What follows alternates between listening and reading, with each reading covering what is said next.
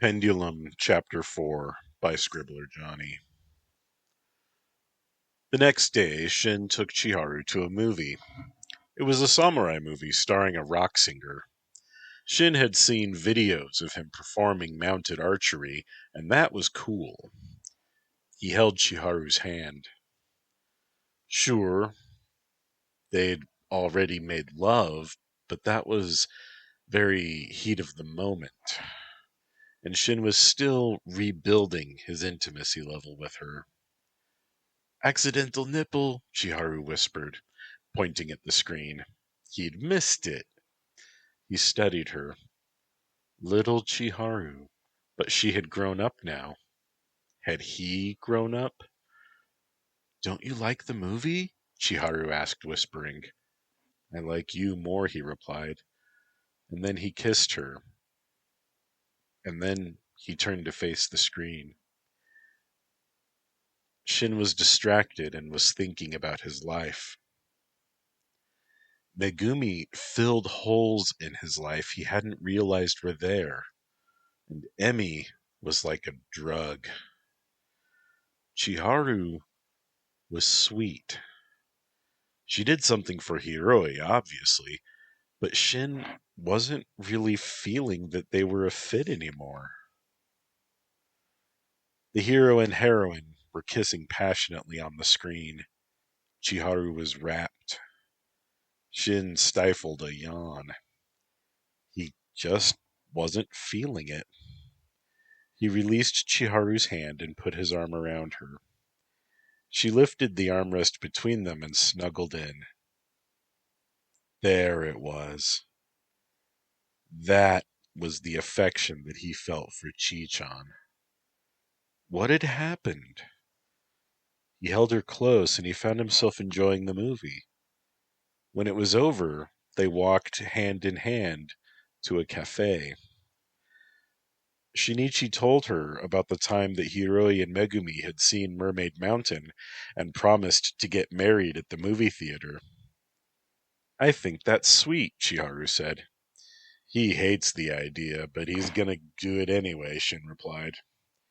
Chi held his hand and pressed his palm against her face. Shin, do you love me? She asked. Why do you need to ask? He replied. Oh, I don't know, because you aren't acting like you do. I'm figuring it out. You're different. I'm different. Only in small ways. I see no reason to stop loving you, Chi said. My needs are changing, he replied. I don't want to hurt you. I'm sure that after that dinner with my mom, I'll be all sorted out emotionally. She studied him. Yeah, sorted, she said sadly. Listen, Shinichi, let's go to my place. I've never seen your place. Yeah, I know. We'll need to take a bus, but when we're at my new apartment, maybe things will help to give you some clarity. On the bus, Chi talked to him about college, and Shin told her about the tech school that he had attended. Well, I'm a certified public accountant, but I don't have a job yet. I had to get reestablished with my men first, she insisted. She led him to her ground floor apartment. There's no heating and a tiny shower, she said, showing him around. So it's a squalor hole, Shinichi said. Yep, my own squalor hole. Where do you get this stuff? Shin shrugged. Sarcasm as a defense mechanism. Beats crying at how you live. That's not my intent, anyway. Let me show you the important thing. Chiharu led him to the other room. Here is my recording studio. It was a microphone and a laptop with some curtains that were hung on the walls. She opened the laptop and played a sound file. Don't turn your back on me, her voice called out. I know I did wrong, but I'm trying to make things right. I'm not asking for you to take me to dinner with your parents, just for the chance. The chance to repair the harm I've caused. Don't I deserve a chance? The sound clip ended. What's that from? Shin asked. It's from my heart. The best acting I can do is my real feelings. So your portfolio is dramatic speeches to me? I know you have a family. We were a family once. I want to be a family again. And Chiharu began to cry. You abandoned us, Shin said. Don't you think I heard enough yet? Do all of you want me to have to pay for this? You want my blood, asshole? She yelled as the tears poured. You want my blood? Take it! She held out her wrists. I have suffered. Do all of you just want me to go on suffering? To fucking earn love? Shin tried to calm her, and she collapsed to her knees, sobbing. I just want my boyfriends to love me. It doesn't sound like so much when I say it. And then Chiharu was a stone. Shin picked her up. Chiharu, I'm sorry. I don't know what Emmy told you, but we've been through a whole heap together. You and me, we had great times. And you were always good to me. To Hiro, too. He held the stone up to his face. It weighed a good 40 pounds or more, and something snapped in him. You, Chi-chan, you're the most pure and good person in my life. There's no blood on your hands, no hatred in your heart. I don't want you to know the criminal that I've become. He cradled the stone ball. I wish I could give you a fucking normal life with Christmas cake and flowers and a cat. And he began to weep too. I will never be normal. Hiroi, Emi, Megumi, me, we're all freaks, and we will never be normal. I can't give you the life you deserve. And then Chiharu was in his arms once more. She was crying also. Who needs normal? She sobbed. I hate Christmas cake.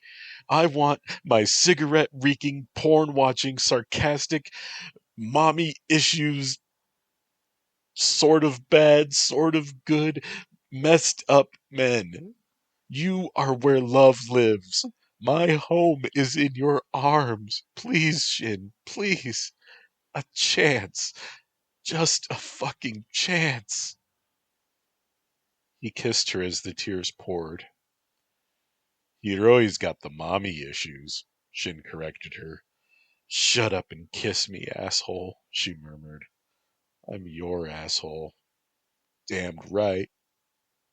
Fade out. Megumi stared at her wardrobe, filled with loathing. Everything made her look like a teenager. Or a grandma. So she decided to just embrace the crappiness of the situation. Dinner with Shin's mom. She would look 18 because she was 18. Screw it. Hey, what's up, Megu-chan? Her mom asked. Dinner with Shin? Shin's mom, really, Megumi replied. Why are you going to dinner with Shin's mom? Her mom asked. Because I'm going to marry Shinichi. What about Hiroi? I'm going to marry him first. Oh, that's fine then. Have fun. And her mom jogged away. Wait, whom was she going to marry first? It was Hiroi, right? Megumi wanted to settle Chiharu, but it seemed that she was the bottom of the list for alone time, including second dates with both men. Talk about fair, bitch. But Megumi was above pettiness. She set aside an outfit and did not want to worry about what she would do with her stupid straight hair that could not ever look good, and picked up her phone. Chiharu, I want to talk before the dinner. Meet me tonight at the Peacock. Chiharu did not respond to her text message right away. Megumi was frustrated and unhappy and feeling quite dejected. She wanted ice cream and she wanted to break something, maybe even in that order. She walked outside and then texted Chiharu. I mean the Peacock by the park in Gohairocho. That's where I live. Okay, I'm not far from there. We're a couple of cheapies, aren't we? Chiharu replied. I just have to kick Shin out, she added. Shin was with her? What if he wanted to come? How could she settle with Chiharu if Shin were there? Damn it, had they just gotten done making love, and then Chiharu would be all flushed happy? If only I was a pretty girl with boobs, Megumi wished. It was a good thing both of her men liked her freakishly thick nipples. Surely it wasn't her looks or her charm they liked. As she walked, she saw tiny Chiharu walking toward the supermarket, so she joined her. I need ice cream. How about you? Megumi asked. I could eat, Chiharu replied. Her pale face was flushed. Damn it, you did have sex, Megumi muttered. Yeah, so what? How often do you get to do it, huh? You deprived Miss Muscles? Chiharu snapped. No, I'm not deprived, she replied. So don't hate because I got some, Chiharu retorted. They each bought small ice creams that came with convenient plastic spoons included in the packaging. Megumi suggested they eat in the park. Chiharu agreed. They talked about their mask identities as if they were people that they knew, swapping war stories. Turns out neither of them had been active for long. So they had that in common, and they were both short comparatively. But Megumi was still taller than Chiharu. It's a good thing you're not tall, though. If you were, people could make fun of you, saying that you belong in Fist of the North Star, Chiharu said. Megumi giggled, and she mimed punching the air like Kenshiro. Ah, da da da da da da da da da da! And then she relaxed. You are already dead, they recited together. Hey, have you seen Dragonfly Warrior? Megumi asked. Yes, I love it. I love it when Spider Queen tears off his armor, and she's so confident that she's won. It's so hot when his eyes glaze over, Megumi said. At the end, when she's on top, I want to be Spider Queen, Chiharu said. Me too, Megumi admitted, eating her ice cream. Did we just become best friends? It is the porn that brings us together, she joked. Chiharu had a wicked idea. She whispered to Megumi about it. It was too naughty to say out loud in public. Megumi would need to buy a lot of fabric, thread, maybe a new sewing machine and some perfume, but it was a very appealing idea. She'd let Chi tell Emmy about it. And then this would make everything in their relationship all better. The fateful time came, and they ate at Happy's Steakhouse. Emmy looked gorgeous as always, Megumi thought, sulking. At least Chiharu didn't have anything too fancy to wear either. Shinichi's mom looked a lot like him. It was uncanny. Her boyfriend Eikichi had dyed blonde hair and was wearing blue sunglasses, A real middle-aged Yankee. She'd thought they had all died or grown up like the hippies. In case you didn't know, yes, Japanese hippies. After Chigako introduced Eikichi, Shin said, Mom, Eikichi, my best friend Hiroi, and our girlfriends, Emi, Megumi, and Chiharu. And he braced for the backlash. Oh, I read about this on the internet. You guys are polyamorists, Eikichi said. Oh, is that what they call it now? We called them new families when I was young, Chigako said. Shin slumped a little. You mean you don't think we're degenerates? No, son. I mean, it's not for me. I have trouble with one man, his mother said, laughing. But if you are happy, then go and be happy. Life's too short, isn't it, dear? She asked Eikichi, who nodded and smiled. And they caught up on the times, Chigako taking a motherly interest in Emi and the other women. Will you have a Western-style wedding? They're more popular these days, Chigako asked. Well, plural marriages aren't legal, Mom. I mean, Chigako, Hiroi said. You can call me Mom, Hiro-chan.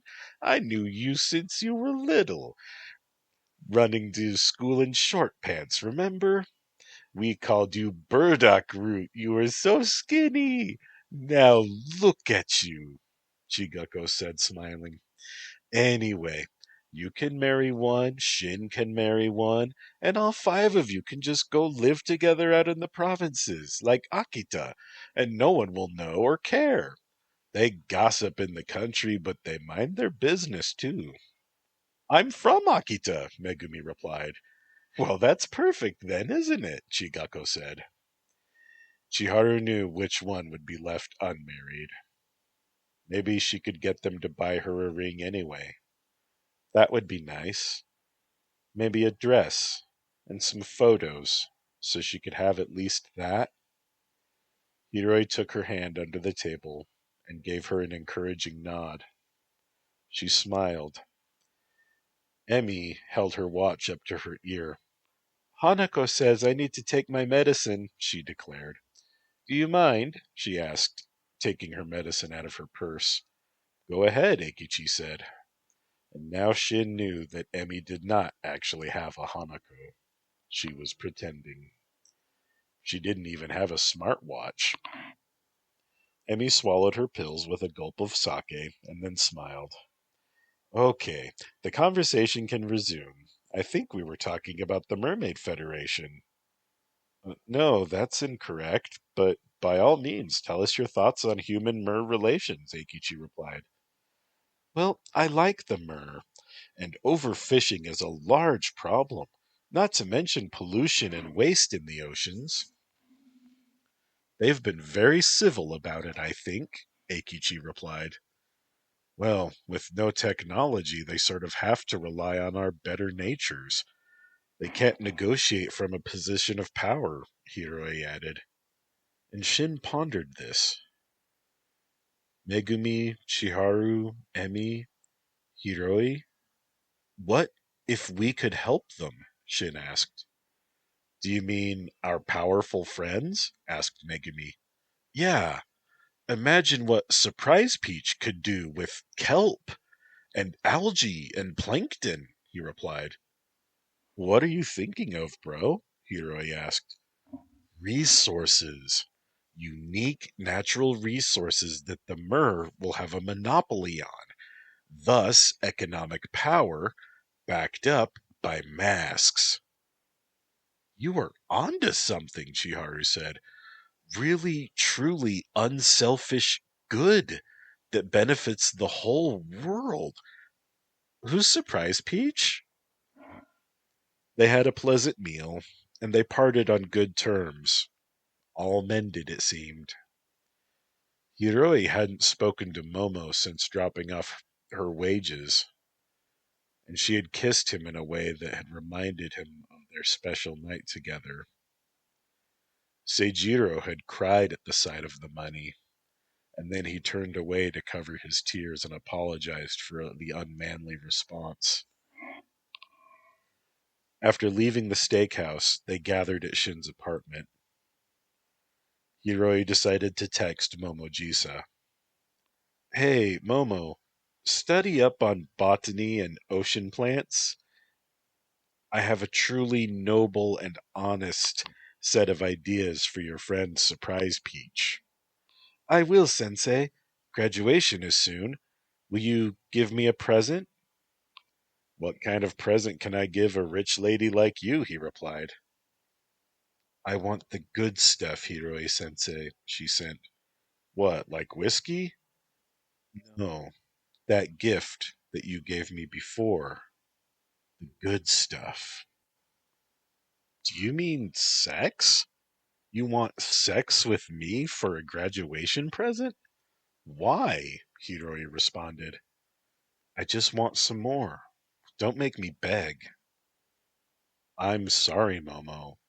We had an understanding that was a one-time deal. Get a boyfriend.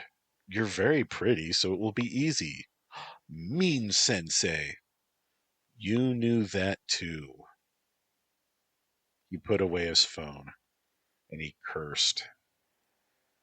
Momojisa's on board, but she also asked me for sex as her graduation gift, he announced. Megumi growled. I warned her. I warned her too. Relax. I'm afraid I can't do that, Hiroi. We know that all a hot girl like Momo would need to do is tell you she loves you and flash her boobs at you. He frowned, but he looked down. She doesn't know that, he sulked. It's okay, Hiroi. We just won't let her get you alone. Who's Momojisa? Chiharu interjected. Megumi then finally explained to Chiharu about the other moon goddess warriors. And then Chiharu let out a laugh. A man willingly calls himself a moon goddess warrior? Yeah, Megumi replied deadpan. I don't get the joke. Chiharu coughed and then stopped laughing. Now I understand. Momo's plant control powers could change everything. Plants that ate plastic or oil or other toxins, Chiharu said. Think bigger. Plants that purify and desalinate water? Bingo. Also, easily renewable, delicious, nutritious vegetables, Shin said. Then plants that purify air and feed on carbon emissions and methane. Plants that eat radioactive waste and harmful isotopes. With our guidance, she could reverse global climate change. She could terraform the planet, colonize the moon, Mars, other worlds with her plants, Megumi said, filled with awe as her imagination soared with the possibilities. Not bad for an airhead who used to trap muggers with aggressively growing grass last year, Megumi added. Rule number one, never make fun of someone else's gifts, Hiroi said. We are talking about the dumb girl with orange hair, right? That surprised Peach? Emmy asked. Yeah, she learned she can change plants as well as control them. She made cherry bombs. With our brains, she's going to make things a lot better for humans and the Mer. Shin explained. Got it. I was miles away, laughing at what a dumb name Surprise Peach is. It used to be Cute Peach, Megumi said. Good change, Emmy said, laughing. I told her to change it to Surprise Rose or Deadly Nightshade, Hiroi added. Why Surprise Rose? What makes it better? Chiharu asked. It's one of King's special attacks in King of Fighters, Hiroi admitted, looking embarrassed now. Is he the King of Fighters? Megumi asked. No, she isn't. It's just her name, Shin replied. A woman named King? Chiharu asked. Yeah, see, in Art of Fighting, she presented herself as a man, but if you defeated her with a special move, her shirt ripped open and you saw her bra and got a special victory dialogue, Hidori explained. In later games, her boobs got bigger to remove the ambiguity about her gender, which I thought detracted from her charm. I liked her as semi ambiguous, Shin admitted. Interesting. Why didn't she go for Deadly Nightshade? Much cooler name, Chiharu said, getting closer to the topic. She wanted little girls to look up to her, not to scare people, Megumi replied.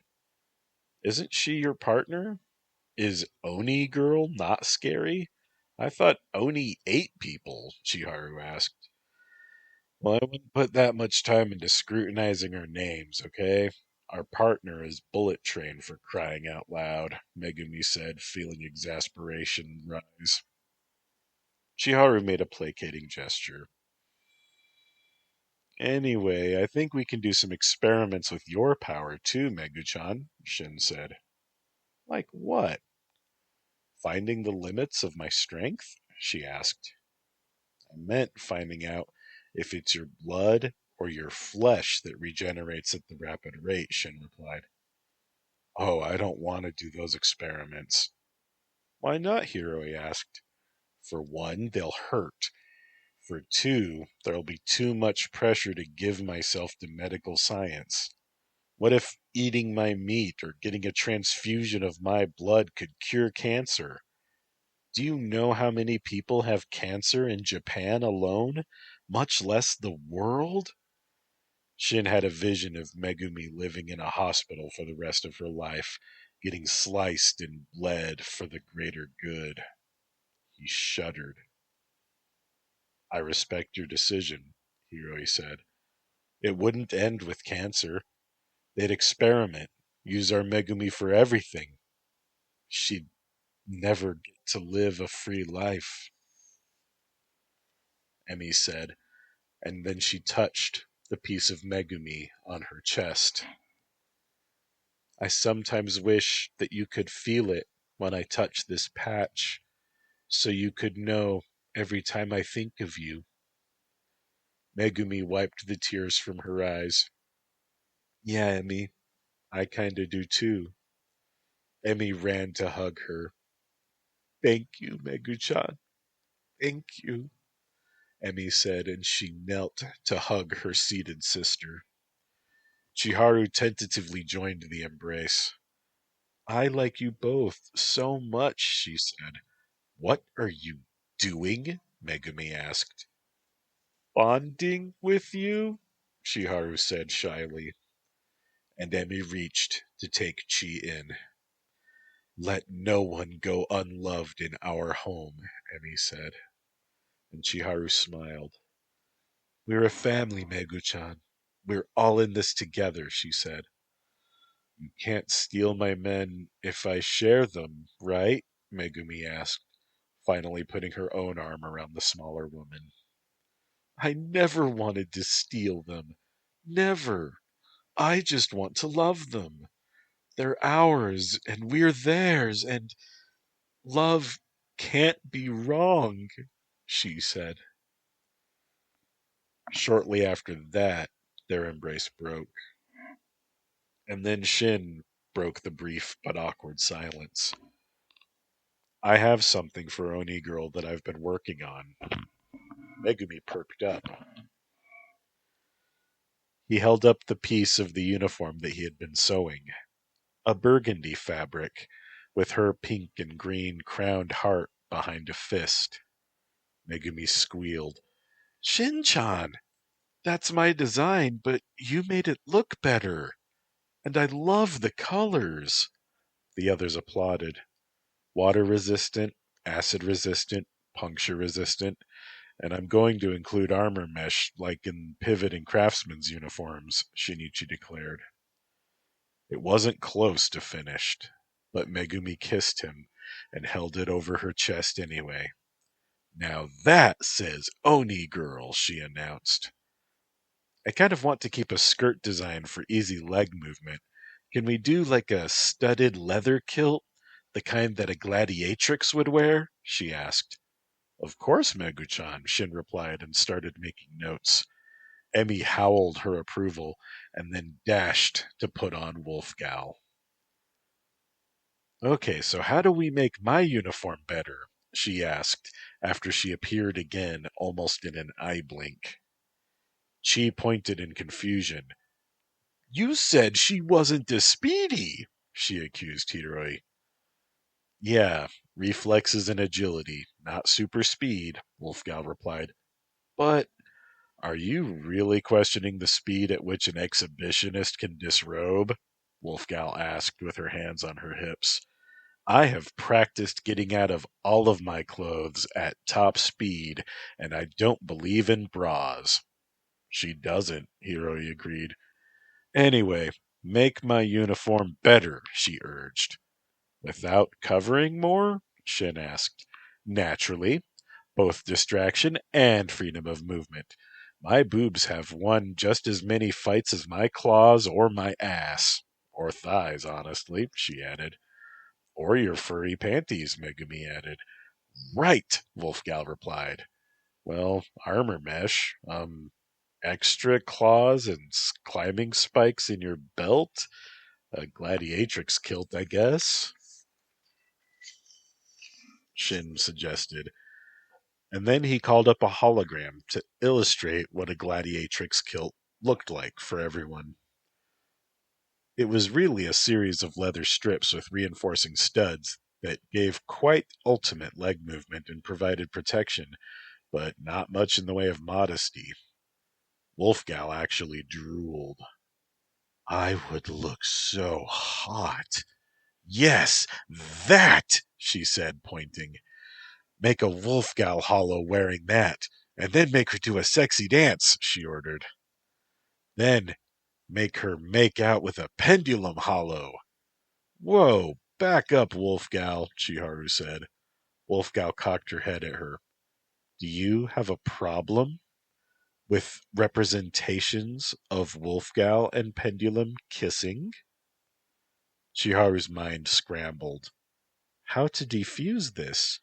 I'm not bisexual. Wolfgal laughed, holding her hips and bending over, her cleavage spilling forward. Oh, you naive thing, she said, recovering. The hollows are not you and I. They are images, nothing more. Men, tell Chiharu how hot Wolfgal making out with Pendulum is, she commanded. Super hot, they said together. See, I know sexy. I know nothing about accounting, but this I know, Wolfgal said. Soon, the altered Wolfgal hologram began to dance with a holographic pole. The kilt moved in a realistic fashion. Shin, you could sell your software to the movie companies for a mint, she said. He shrugged. I like having it just for ourselves, he said, watching the hollow dance. Wolfgal howled. Pendulum needs a kilt like that too. It will be our thing, she said. Megumi agreed. Oh, okay, Chiharu said. That's much better than your leotard, Megumi said. We call those rape targets. What? A rapist would have to put very little effort to get at your goodies if you're wearing a leotard. If you get incapacitated, Megumi said. Well, what about your schoolgirl outfit? Megumi shrugged. I don't have much allowance. Fair point, Chiharu agreed. Megu-chan, with that insignia, you'll have to join the ranks of marketing masks and register your logo. Do you want to do that? Hiroi asked. It was hard to concentrate as now Wolfgal too began to dance, stripping to out-sexy her holographic doppelganger. No, I won't copyright the image. Nobody can imitate me without illusions or shapeshifting. Let anybody wear my insignia who wants to. Oni Girl is not about intellectual property and copyrights. Hiroi kissed Megumi. That's my girl, he said. Wolfgal began to gyrate her hips and pet her furry panties. Shin, cancel the program already before she gets totally naked, please, Megumi asked. She smiled in spite of her exasperated tone. Wolfgau's hands were on her furry jerkin when the hologram vanished. Aw, but I was going to win. And then we could see the makeout and get really horny, Wolfgal whined. You're the best, Shin said. Put your skirt back on, please. Wolfgal was stunned. Put back on? I put the clothes on? She looked for help. Shinichi, put on? I don't do that. Hiroi, you want to see me naked, right? And then we can all get naked and have a fun, sexy party? She timidly picked up her furry skirt. Megumi? Chiharu? She asked. Don't we want to have fun? Shin walked over to hug her. It's okay, Wolfgal. You're super hot. Please put your skirt back on, he said softly. But if I'm super hot, why do you want me to put my clothes back on? Don't you understand? I'm Wolfgal. I'm at home with my family, and he shushed her. You don't need to do this. We love you without sex, too. Come on, put on your skirt and sit down with us. Chiharu nodded. It's true, Wolfgal. We love you even without sex, she said. But it's all I'm good for. Fighting, fucking, and handicrafts, Wolfgal protested weakly. That's not true, Hiroi said. You are smart, and you're creative and cuddly, and we like you for being you. Put your skirt on, Wolfie. She grinned and let out a little howl and then stepped back into her skirt. She crawled over to where Hiroi was sitting on the sofa and placed herself between Chiharu and Megumi and insinuated herself between his legs to sit on the floor, using his knees for armrests. Dinner went well, I thought, Wolfgal said. Chiharu reached to tickle her ribs. You behaved like a classy glamour lady, Chiharu said. Don't be fooled. I'm really very naughty in real life, Wolfgal replied, giggling. Megumi didn't want to go home, but she needed to keep her grades up so that she could get into a good university. She walked over to Shin, and she kissed him fiercely. Tomorrow evening, you and me at that love hotel by Ghost Alley. What do you say?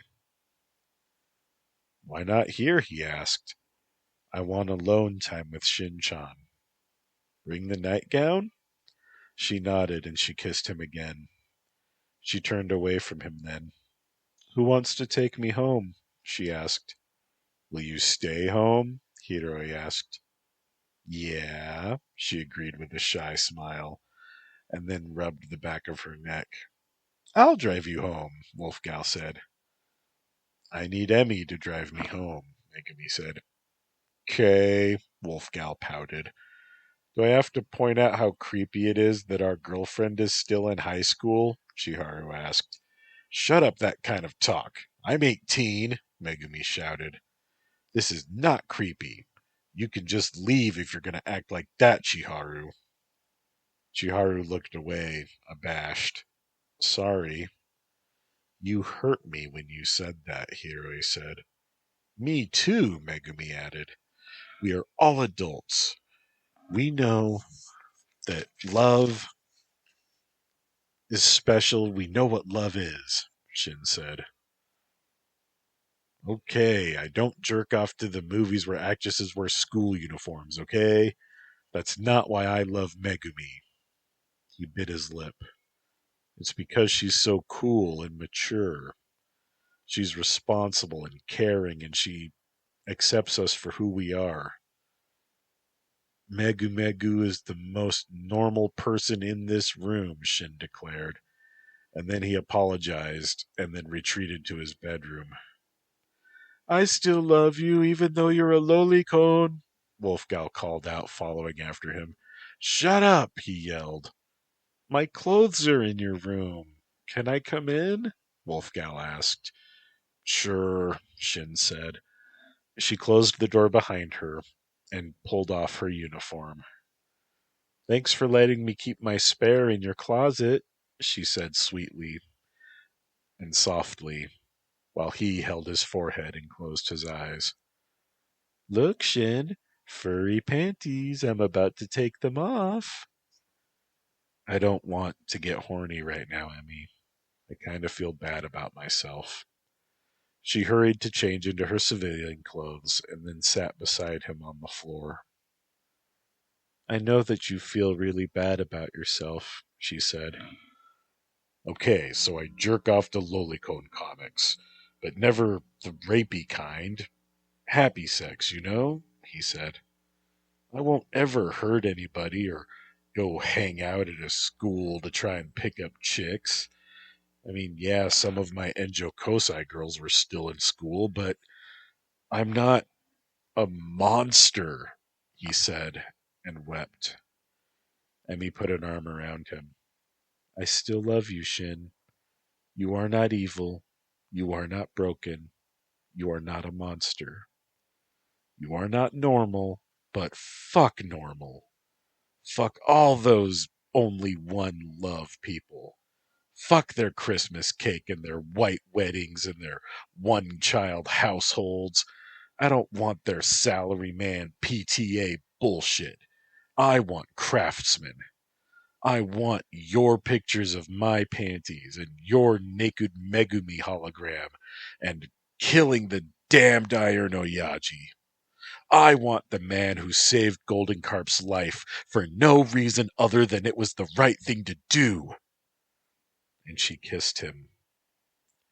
A mask doesn't leave another mask to the alligators, right? She said. But I'm a pervert. And you're going to marry a pervert, Shin. Do you really want to marry me? He asked. Yes. I want to give you so much wife sex. I'll even learn how to cook. Marry me, Emmy, Shin said. Thank you for finally asking. I've been talking about it for so long. Emmy kissed him again. I have to take Megu Megu home. If you get bad, talk to someone, okay? Shin nodded and he blew his nose into a tissue. Emmy led Megumi out the front door. Megumi was still fuming. I can't believe that twiggy bitch, acting like I'm some... And she choked off and growled. Megumi, Emmy said and pinched her butt, and then she ran to her car. Hey! Megumi yelled and chased after her. She was laughing when she climbed in the car. Emmy-chan, don't distract me. That Chiharu is messing up our action. She made Shin cry. Correction. Shin made Shin cry. Chi-chan helped. We aren't perverts, Megumi said as Emmy drove. Oh, yes, we are, Emmy insisted. Well, that's not the point. The point is we don't abuse or mistreat other people. So we aren't bad, Megumi said. Well, we are, but we are less bad than others. She made it sound like I'm one of those girls who date married men, Megumi said. Well, if the shoe doesn't fit, don't wear it. It's not your shoe. Probably mine, honestly, Emmy said, giggling. I want my shoes beside yours, Megumi said. I want to see you in a beautiful wedding dress, right beside me on my wedding day. Megumi smiled and wiped away tears. Emmy blinked. Damn it, don't make me cry when I'm driving. I fucking love you, Megu. I want you there on my wedding day, too. And I want to fuck your husband on your wedding night, Emmy shouted. You are talking about Hiroi, right? Megumi asked. Yeah, but calling him Megumi's husband before I fuck him turns me on. I'm perverse. I can't help it. I'll fuck your husband too, Megumi promised. Thank you. I love you, Emmy shouted. I love you. Aroo! Megumi howled, and then they howled together. Hiroi found himself looking away and looking back at Chiharu. You would not have said it if you didn't mean it. That's twice now you brought up our relationship with Megu as negative, he said. So say what you really mean.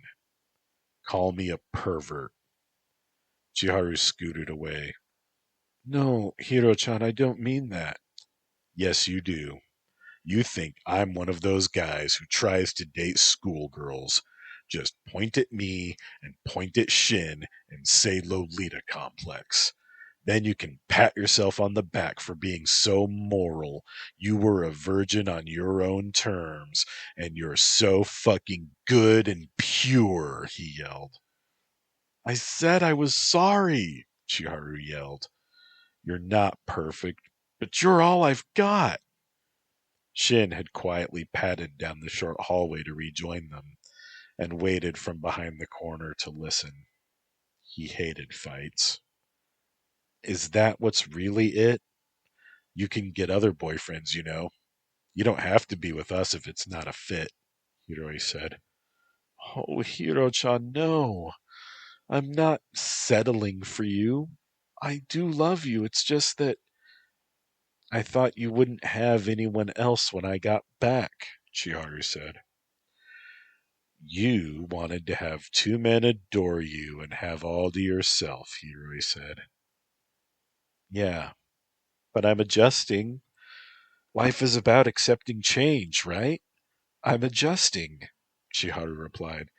And I'm sorry I said creepy, okay? Hiroi called out, You okay, Shin? He stepped out from behind the corner. I'm okay now. Thanks for checking on me. Shinichi, I'm sorry, Chiharu said. Do you still hate Christmas cake? Shin asked. Yeah. Let me find out you've been manipulating us, Shin said, and he scowled. Are you really Chiharu? He asked. What the hell? Hiroi asked. How do we know she's not a shapeshifter? Change into a rock? What else can you change into? I told you. Rock and gravity. Those are my gifts, Chiharu insisted. How about if your nerves get messed up? Do you keep your shape? Shin insisted. Shin-chan, I'm Chi-chan. Look at me. Listen to my voice. I'm just a late blossom, that's it, Chiharu said. Hiro-chan, tell him. I had the white bikini. I was a virgin. Shin, where is this suspicion coming from? Talk to me, bro. Hiroi said, tense. What if this isn't Chiharu Nishidake? What if this is some mask Entropos hired to mess with us and drive us apart? Shinichi said. Hiroi nodded. Chi-chan, what did you wear to that special dinner 5 years ago? He asked. My sister Yoko's prom dress. Where did we have our first kiss? Hiroi asked. The art museum, in front of a painting by Frida Kahlo. We had to leave because I got too horny. But you said I was too horny. I know. It was cute and funny, Chiharu said. It's Chi-chan, Hiroi said. Why did you become an accountant? Shin asked. I took a career test that said I like people and numbers the most. It was a logical choice, Chiharu replied. I'm so sorry I doubted you, Shin said and dropped his taser. Holy shit, you were going to tase me? She asked, pulling away. He shrugged. I tased Emmy. She got over it. Yeah, well, not me. Don't tase me, ever, Chiharu said. Listen, you date masks, you're gonna get hurt, Hiroi said. I don't always have my powers under control. During lovemaking, during stressful times. Like the time you fucked Emmy right into the ceiling? Shin said, pointing. Hiroi grimaced. Yeah, like that. Chiharu blinked and then shivered. I was still learning my control, okay? I'm much better now. Ask Emmy and Megumi. I mean, I haven't hurt you yet, right? Hiroi said. Right, Chiharu said. Okay, can I drive you home? Hiroi asked. Yes, thanks, she replied, smiling. Hiroi hugged Shin before they left. Cut it out, bro, Shin protested. Hiroi grinned. Chiharu stood on tiptoe to kiss Shin. I mean it. No tasing, she said mock seriously. I'll withhold it. But I'm a bad boy. I have to have my Chi-chan. I can't help myself, Shin teased. She gave him a spank. Be good. After they'd left, Shin thought that Craftsman hadn't been on Twitter for ages. So he tweeted out, been busy working. Hashtag no complaints. Then Miss Manta replied, glad to hear it. You come to the light side yet? I can still arch you. No thanks, Miss Manta. I'm too old for you, remember? I don't do that anymore. I lost my license and reevaluated my life, she replied. Well, good for you. I'm still dark side, though. Well, look out then, Craftsman. You tell Pivot to look out, too. Miss Manta is back. Oh, he did not need this. That boy crazy Miss Manta back from Odaiba? Now? This was going to suck. And the disappearances.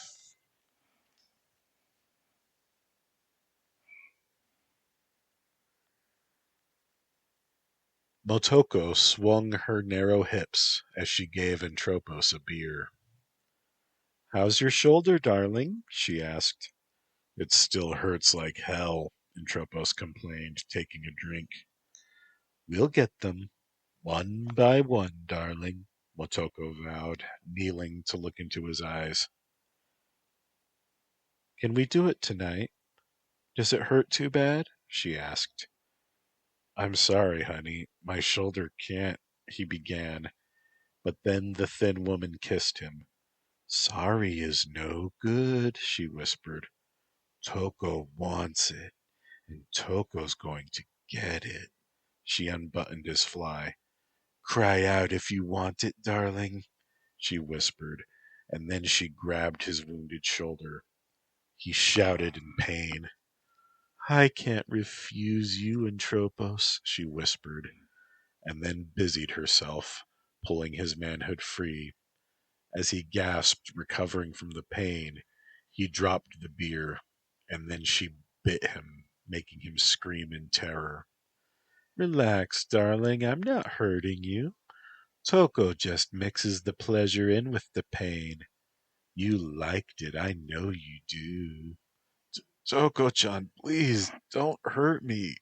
I'm wounded, and I thought you liked me, Entropos gasped. She pulled free of him, slurping noisily. Oh, Entropos, my chubby darling, I do like you. You're my boyfriend forever and ever and ever. Love hurts, darling. She mounted him then on that wooden chair, sitting on his lap and holding her left arm up in the air like a bull rider. At the end, she bit his lip. Next time, you say yes. Yes, Motoko. He nodded. At what point had he lost control? He was the boss at the beginning, and Black Fan had been subservient. That Oni bitch slapped me right on the face. Tell me I get to do whatever I want to her. Motoko, she's not just dangerous, she has dangerous friends. They killed Iron Oyaji and they bragged about it on Twitter. We have to use strategy, Entropos replied. You are currently in my pussy and you tell me no? After I fucking warned you! Motoko shouted into his ear. He winced, his ear ringing. Motoko slapped him then and stood up to slap him again. Clean up the beer you spilled on my floor, shit, she yelled. Use your uniform so you learn your damned lesson! Entropos cried as he pulled off his uniform, sopping up the beer, naked but for his mask. Motoko put on her uniform. Oh, darling, what's happened? She asked, seeing him on his knees, wiping the floor with his uniform. He shied away as the tall, thin woman knelt to pick up the can of beer. Darling, don't do that to your uniform, she said. But you told me to, he said, still weeping from fear and pain. That mean Motoko did this, didn't she? Black Fan asked, touching his face. What the hell was going on? Black Fan, I'm hurt. Can I go lay down? Of course, darling. I'll wash your uniform and I'll clean the floor. And then I'll bring you some sushi, okay? We'll go to Wendy's Sushi, okay? She said, smiling. Okay. Don't hurt me, please. I won't let Motoko hurt you, Entropos. I'm your girlfriend forever and ever and ever. Leave your mask. I'll wash it too, Black Fan said. He slowly pulled off his mask, still terrified. Far away in another part of Yokohama, Katsumi looked at Keitaro over her cup of hot cocoa. He counted out the money. Kei-chan, she murmured. Yes, Katsu-chan? Keitaro asked. What would you do if I pulled up my skirt and showed you my panties? She blushed. He gulped. That is inappropriate, Katsu-chan. I'm 19, Keitaro said, pushing over the stack of yen. I'll be 15 next month. I know you like me and you want to be my special friend. Keitaro shook his head. No, Katsumi, it's not right. You are not ready for that stuff. That's for adults for a reason, okay? It's not just your body, it's your brain and your mind, too. You need to keep growing. Get a boyfriend your age, and don't be in a hurry to have sex. He stood up. Gongdora told me you think about me naked. You're a liar. I do, and I shouldn't. Please, you should go, Keitaro said, turning around to put the gold into a vessel for smelting. I'll come back, Kei-chan. You'll be honest with me next time, she vowed, and she took the money before leaving. Gongdora said, He imagined you older and wearing a white dress. She froze. He wants to marry me? She asked. I don't know what that word means, but a different man stood next to you wearing a black suit. Oh, she said, he imagined me marrying another man. He doesn't think I'll like him when I get older. She frowned. He's probably right. Soon you'll let me eat him, and then you'll find a boyfriend. Speaking of which, let me eat a 1,000 yen money. She handed one over. The pink-furred monster giggled and then chewed it with relish. Don't shower or change your underwear tonight, Gongdora added. Shut up, Gongdora. I haven't for 3 days. It's time. Also, you may not eat Keitaro. I will never let you eat him. But he buys the treasures of dead men and sells them, and he thinks of you with no clothes on, and he has phimosis, Gongdora protested, swallowing the paper that had once been money.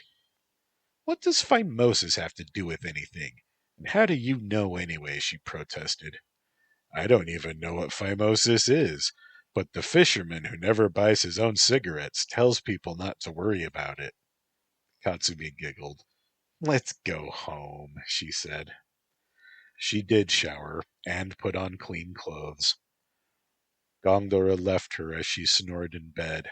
She would come around. Chiharu invited Hiroi into her apartment. He agreed. Looking around at her place, Hiroi said, This place is a real poverty garden. She laughed. What do poverty gardens grow? Desperate people, he replied. Well, Hiroi, what can we do? How can we stop me from becoming desperate? She asked, and then tickled him. First, help you get a job. Second, move you someplace more civilized. Has Shinichi seen this place? Of course. Must have had a lot on his mind. Hiroi drifted off as his cell phone vibrated at him. He looked at his phone. Oh, hell, he muttered. What is it? Chiharu asked. My first nemesis. You have more than one? She gasped. He nodded. Miss Manta is in town. She burst out with laughter. Miss Manta? The flying Shotakon who lost her license for screwing 14-year-old boys? Yeah. She's not a threat to you, Hiroi. Pivot could crush her, Chiharu insisted. I dated her when I was 17. Chiharu got quiet. She was a rebound. No, I saw her for counseling, and then she seduced me. Like you seduced Megumi. It wasn't like that, damn it. I did not seduce her. She chose me. She sent Entropos to the hospital. That guy she beat up a couple days ago? He's my main enemy right now. But Miss Manta called me out on Twitter. I have to face her. Megumi beat up your enemy, then asked you out. Kind of like a story, Chiharu said, smiling. Closer to reality. You have the right idea, finally. I wasn't her mentor yet. Want me to back you up? I can orbit a brick into her face, Chi asked. No, Chi-chan. I'll face Miss Manta alone. Like you said, she's no match for Pivot. Chiharu pulled him down for a kiss. I still love you even though you're a pervert, she said. Mask Twitter was full of people making fun of Miss Manta, and people making bets that Pivot would defeat her in under a minute. 50 seconds was the prevailing opinion, though 47 also had a strong second place in the rankings. One joker, who liked Douglas Adams, kept insisting on 42. Black Fan made an appearance to say that she would take Pivot out like trash, and then wagered 50,000 yen she could do it. Put it in a mask wallet and then we'll dance, you groper trash, Pivot replied to her tweet. Mask Wallet was a sort of electronic funds transfer service. Wagers and such were the most common transactions, but sometimes masks for hire got their wages exclusively via Mask Wallet. Pivot ignored Black Fan for a bit to challenge Miss Manta and set the place at a construction site that should be familiar. It seemed that the work had ground to a halt. Miss Manta answered his challenge. Pivot released a wing drone to record their encounter. Pivot flipped a screen over one eye on his multi-optics headband to see what the drone saw. He saw Miss Manta gliding in, her cape flared wide, like her namesake. Pivot, you're a criminal. If I win, you have to follow me to the police station and confess to your crimes, Miss Manta declared.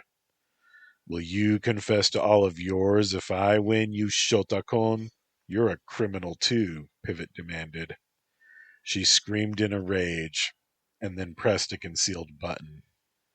A light strobed from her cowl, interfering with his vision for a few seconds, while his lenses responded to filter the abrupt change in illumination.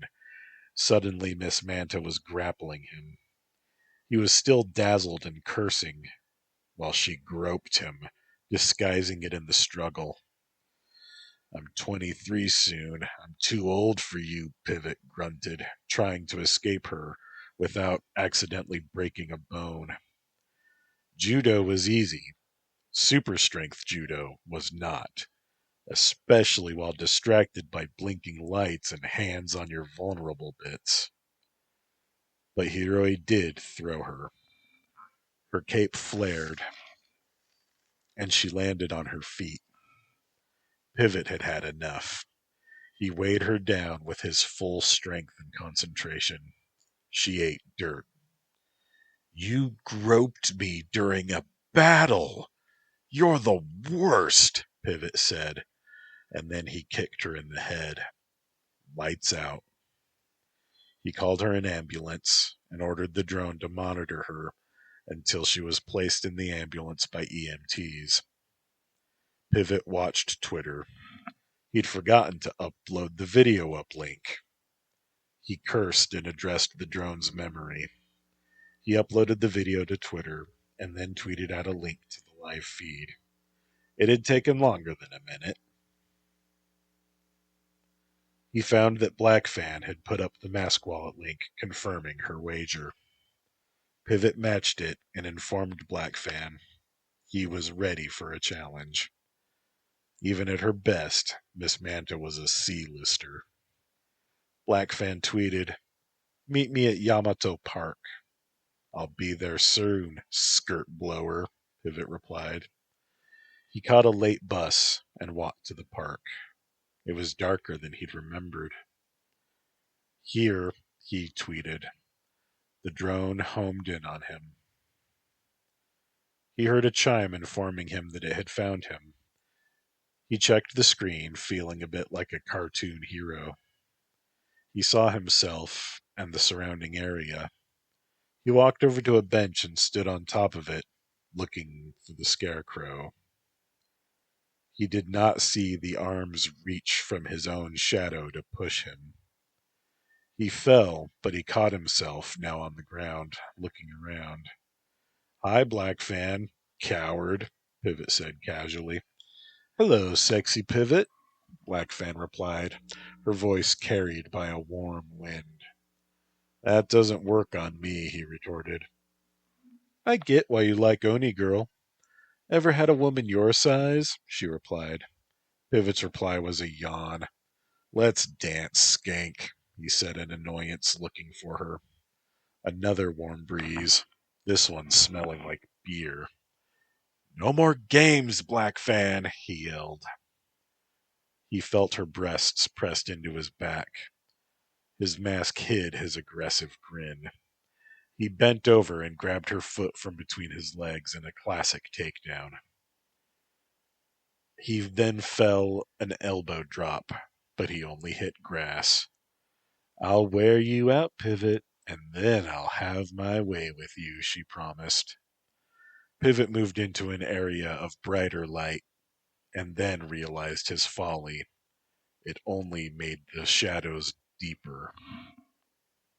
It was not enough light. A hand tripped him. A leg kicked him in the groin. Another kicked him in the small of his back, thankfully missing his kidneys. Pivot was quickly on his feet, but he was in pain. He was unable to move much or think very clearly. He had not worn a cup in ages. Rule number 1, protection from your tender bits cannot be ignored. Pivot staggered to the side and faked a limp.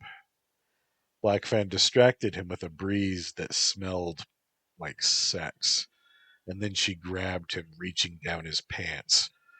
Rule number one, layers, layers, layers, Pivot said out loud, grabbing her arms.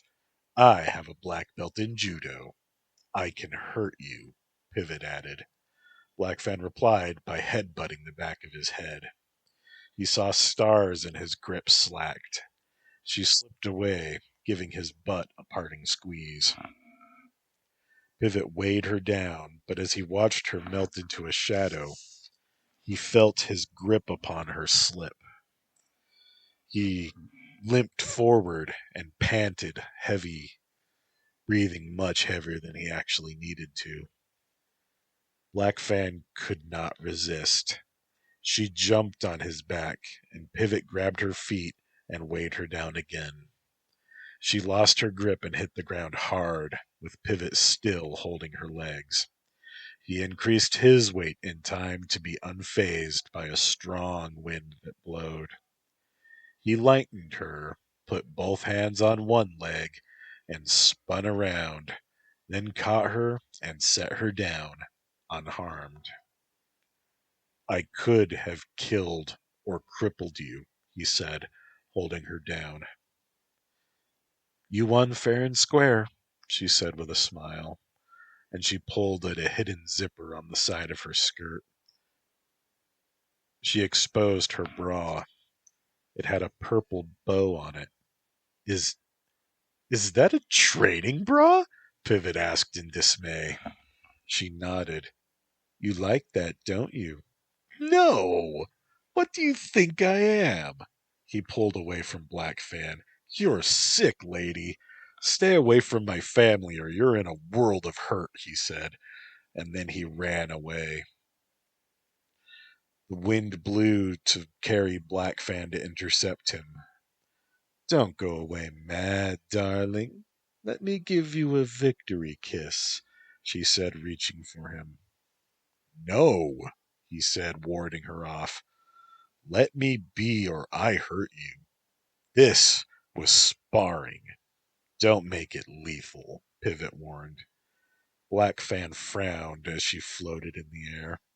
Pivot, listen. Entropos is a loser. I see that now. You are something special.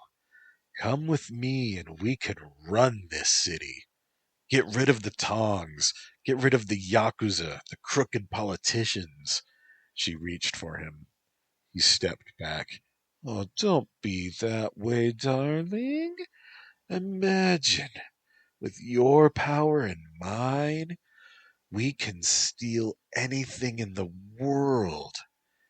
I'll be your girlfriend forever and ever and ever, she said, pursing her lips for a kiss. Pivot grabbed her wrist and pressed his thumb into the tender inner part.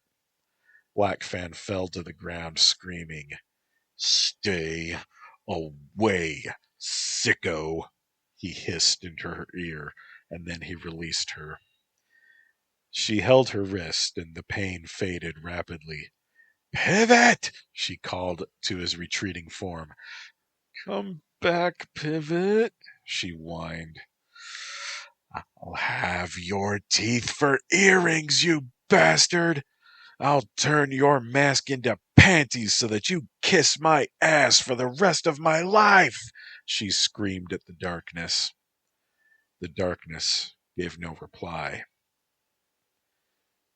Pivot pressed on the link to collect his pay and went straight home.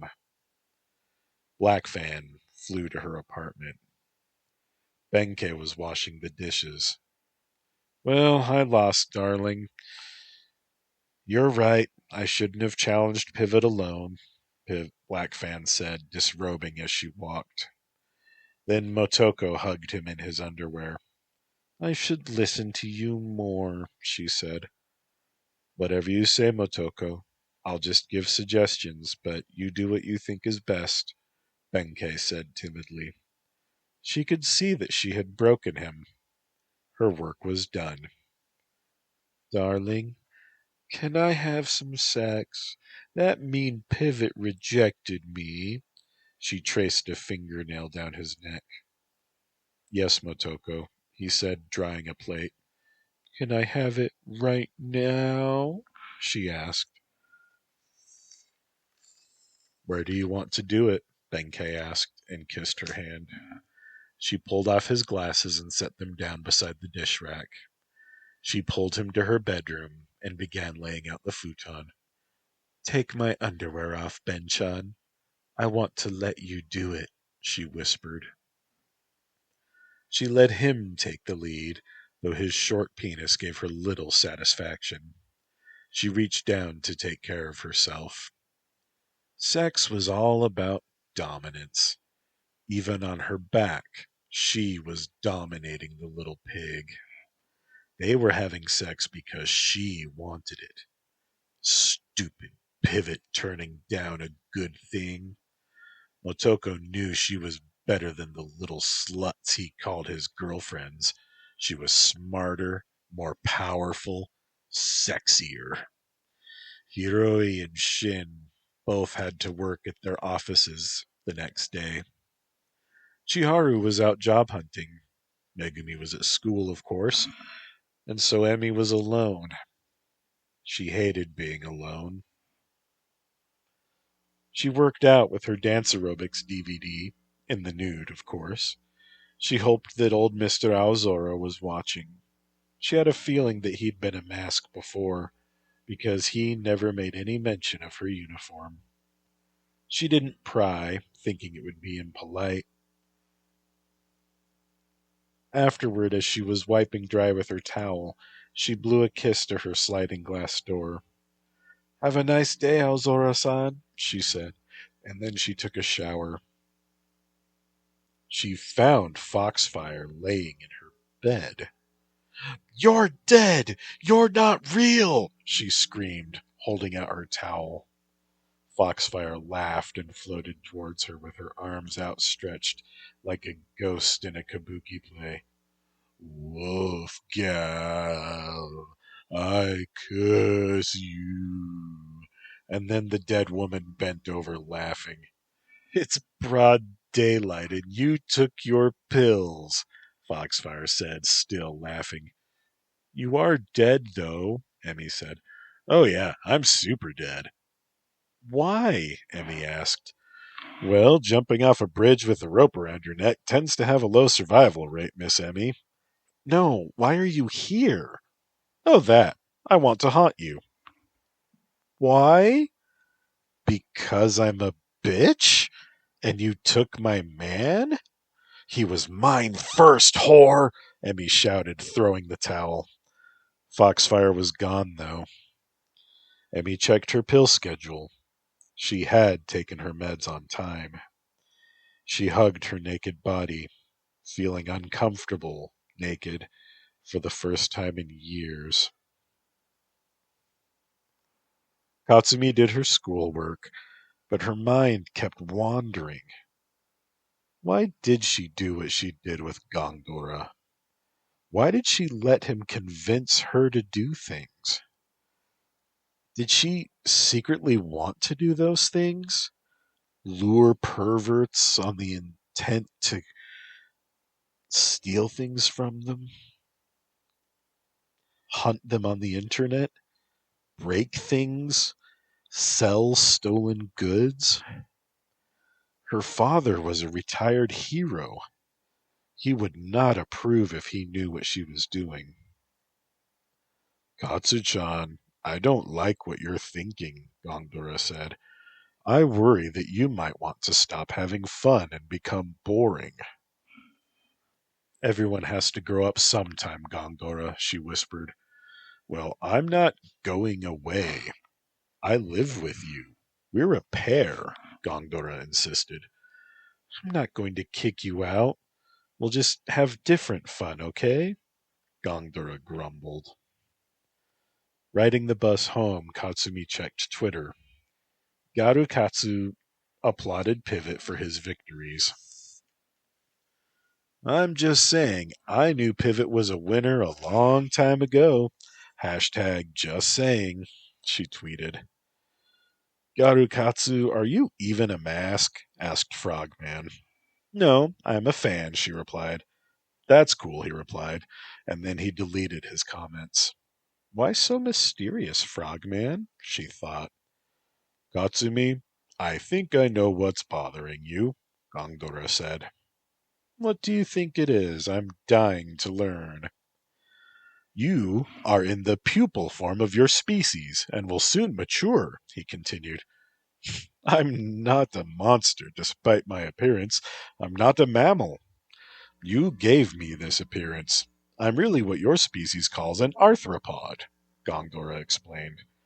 He had never said as much information to her before. She patted his furry pink arm. Tell me more about yourself, she urged. Well, I'm able to remain in your world because of our friendship. Your world is hostile to me, and you are like my, suit. You protect me from your environment, and you help me keep alive. She held his ape-like paw. I have power because you give me power. Your imagination and your belief, they change me. In return, I do what you want, and you let me do what I want. In my way, I love you. I don't want to stop being your friend and go back home. I want to have children and let them grow here. They won't be hurt by your world because they'll hatch here. Do you understand? Katsumi nodded. I have a big favor. Will you watch over them for me? I'll die shortly after they hatch. Why will you die? She asked. They will need to eat me to gain my knowledge and my power. It is the circle of life, like with Kimba. You mean Simba? I know what I said, he snapped. I meant Kimba. Anyway, they'll be vulnerable until they find human friends of their own, like that comic book, The Pocket Monsters. You mean Pokemon? No, monster in my pocket. Yes, Pokemon. Why are you being so mean right now? She asked. Sorry, pop culture angers me. Can I have a 5 yen money to eat? She gave him a coin. He began chewing it. His ape-like face looked thoughtful. He blew a metallic bubble and resumed chewing. So, will you look out for my larvae until they find friends? He asked. Well, sure, but when will this happen? Katsumi asked. Soon. I'll need to eat 3 more pedophiles and a more valuable money, one with a Minister of Education on it. Like a 10,000 yen bill? Probably. So, Katsumi went hunting on the internet again, using a different username. She always pretended to be 13. It seemed like just the right age. I'm looking for a real man to teach me about love, she typed into the chat room. She had a program that alerted her when her profile was being viewed. And by whom? I'm 13 and I'm just starting to get hair down there. Should I shave it? She asked. She was flooded by replies. One of them was from someone named Programmer Nagazawa. Why did that name sound familiar? She dismissed all the others and she concentrated on Nagazawa. I can give you a bracelet that will put sleeping darts into a pervert who attacks you, he typed. Aw, you want to save me? She replied. It's a dangerous world, honey girl, he typed using her screen name. Are you a knight in shiny armor? She asked. Shinichi saw the bait. This could be the honeypot. Or a cop. No, he typed. I'm bad.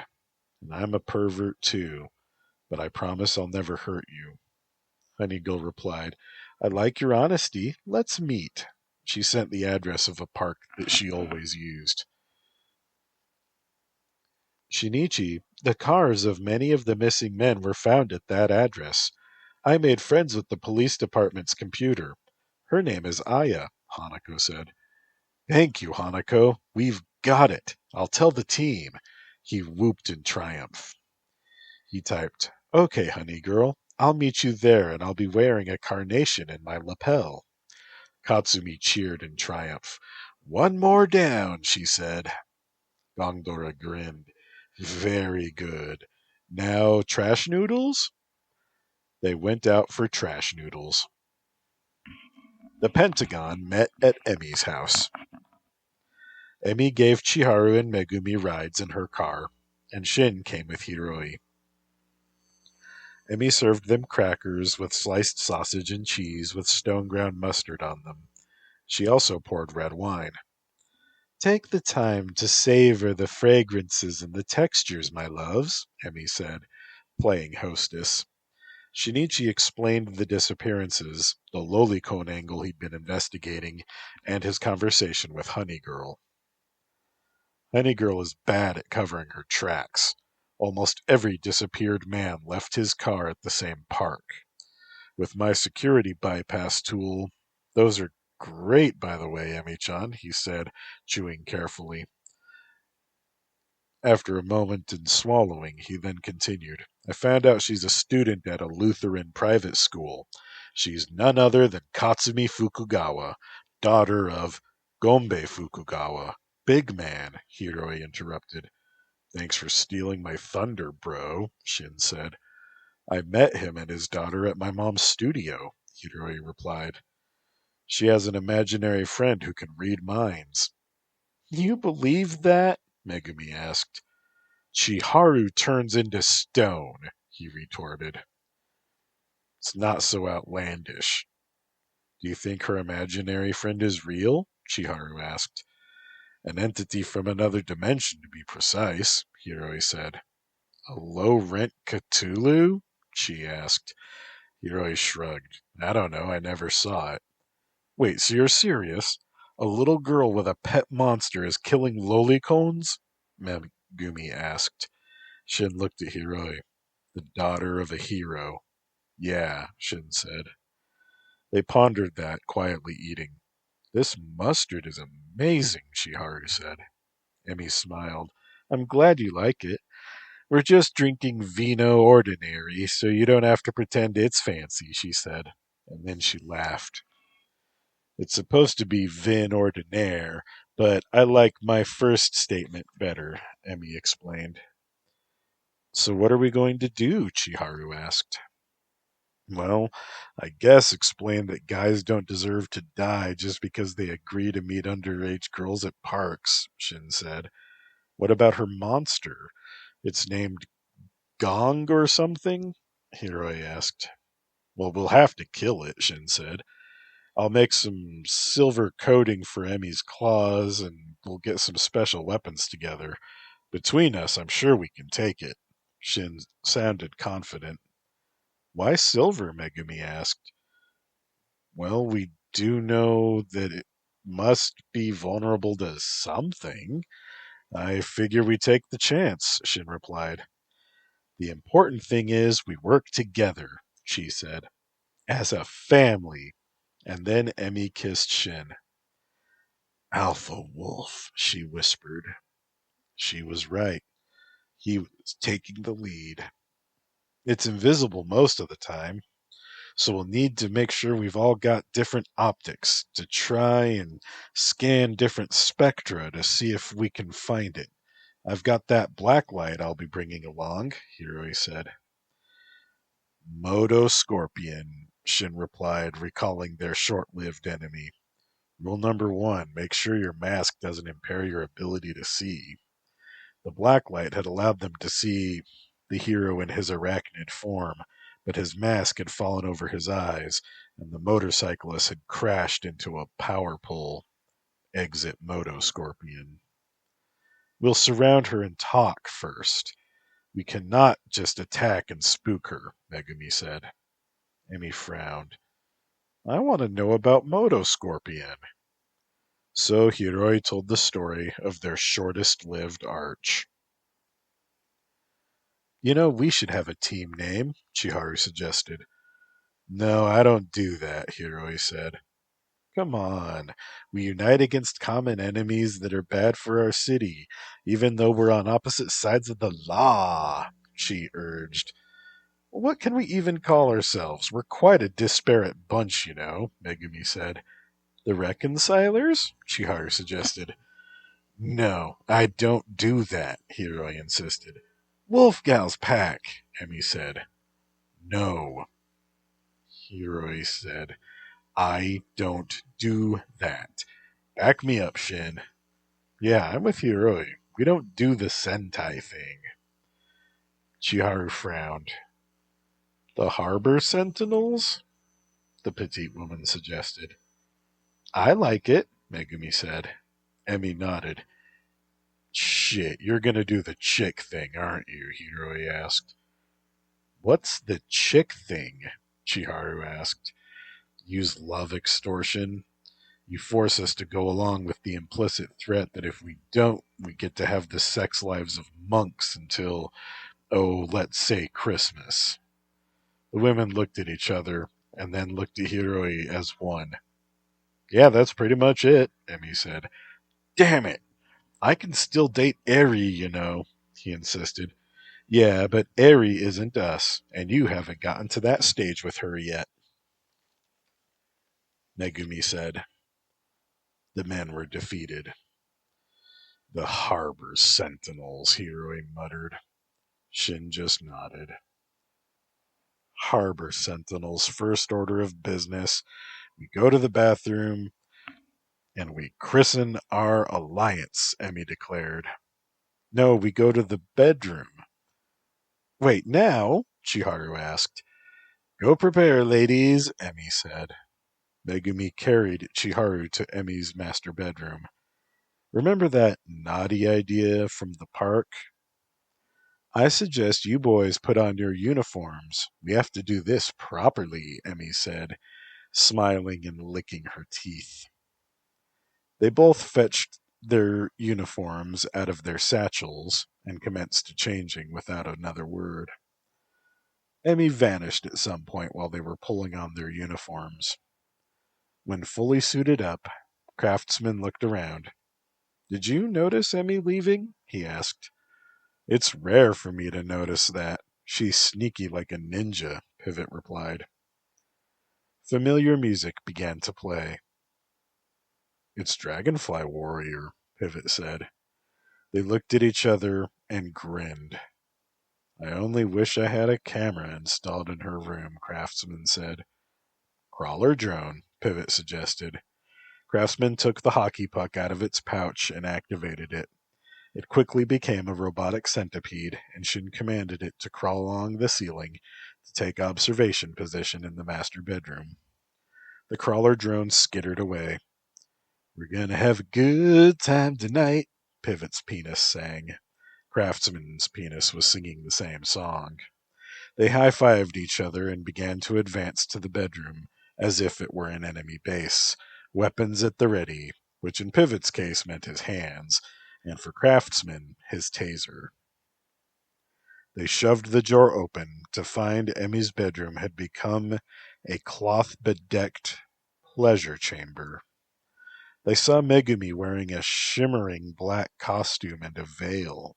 She flexed her fists.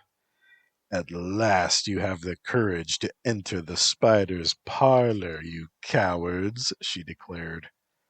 They could see no one else in the perfumed red chamber. The door closed behind them, and a similarly garbed Chiharu was holding the door shut. Turns out the obvious trap is a trap, fools, Chiharu taunted, inhaling to display her cleavage in the slinky get-up. Emmy disarmed Craftsman and tripped him. Welcome to your doom. Tonight you face the Spider Queens, Emmy shouted. They battled, but the men were handily defeated. The Harbor Sentinels were christened in an act of group love. The heady perfume clung to them, and from that day forward the scent would fill each of them with a contentment so total it had to be magic. The power of Yoni can be spectacular. Pivot and Craftsman would always remember. And tonight, they were the victims of the Spider Queens and never, ever wanted to be rescued. Entropos prayed for rescue. Motoko never allowed him to leave without her, never allowed him to be alone, except for when he went to work, and she kept his phone, and she drove him, keeping his car keys. He could not escape. Even if he tried, she'd catch him. His powers couldn't keep hold of her. One step into darkness, and she slipped free of any effects. He was no fighter. Motoko could kick his ass with very little effort. She punished him severely for every escape attempt, every sneak attack. She demanded sex daily, and he had no choice but to perform. She kept him off balance, not hurting him the same ways every time. Benkei was utterly shell-shocked, not even knowing when he was in Tropos anymore. Black Fan was always solicitous and kind. Motoko was unpredictable, volatile. It was some kind of reverse Jekyll and Hyde. He thought he'd fallen asleep, but couldn't be sure. The constant tension exhausted him, even upon waking, and he felt like something was pulling at his penis. He looked down to see black hair covering his groin. The pull was suction. "Good morning, my love," he said timidly. She did not interrupt her activity.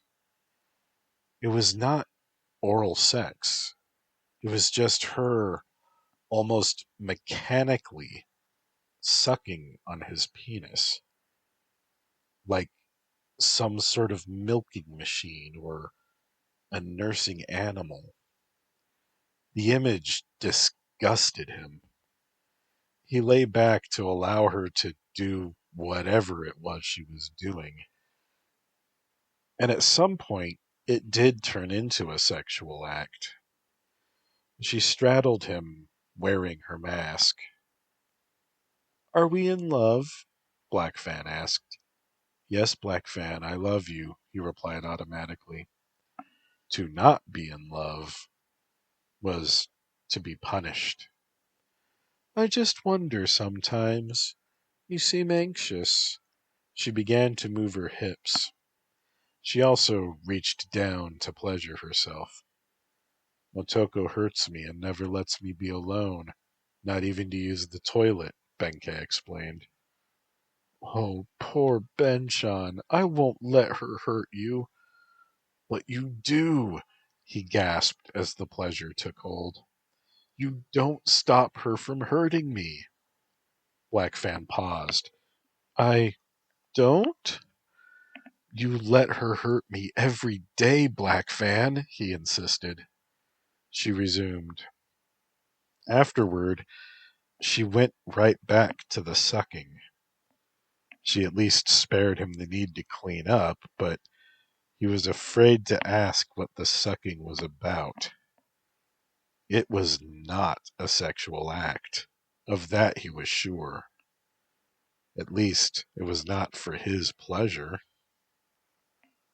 "When will we destroy our enemies?" he asked. She ignored him. I do not have the words for Benkei's dread. He was certain he was in hell.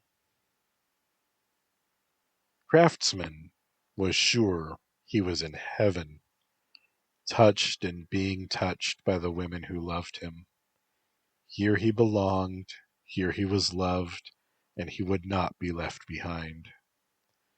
His brother was there too, the man who'd laid bleeding atop him to keep him safe from harm. I do not have the words for the joy that made him weep. The Spider Queens could keep him in their web forever, and he would die happy.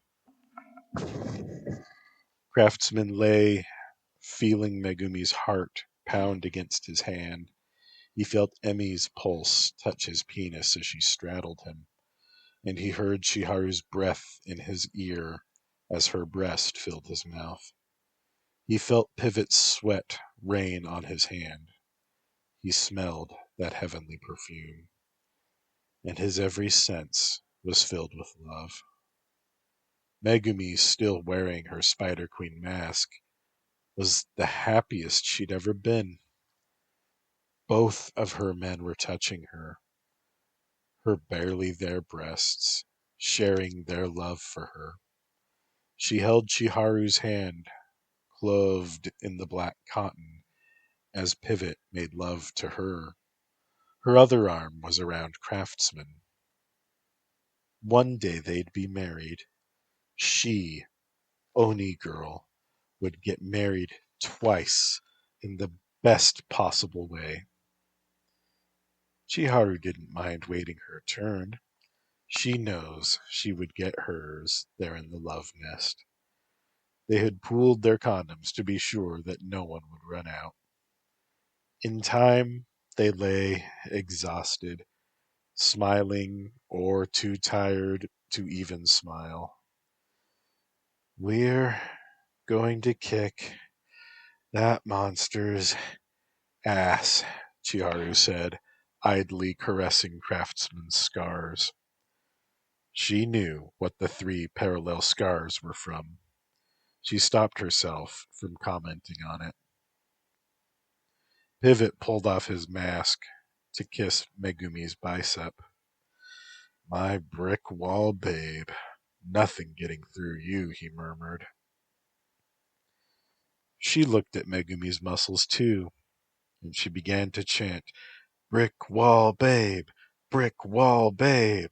Emi took up the chant. Megumi waved, having already recovered thanks to her healing, and Chiharu cheered. This was her idea.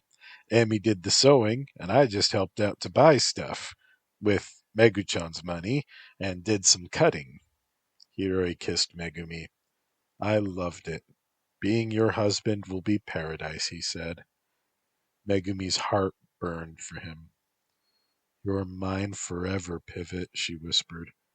Yes, Oni girl, forever, he replied, even though neither of them were masked at that time. He kissed her muscular chest, caressed her flat stomach, her bulging thighs. Forever yours, he said. Forever, my 3 angels.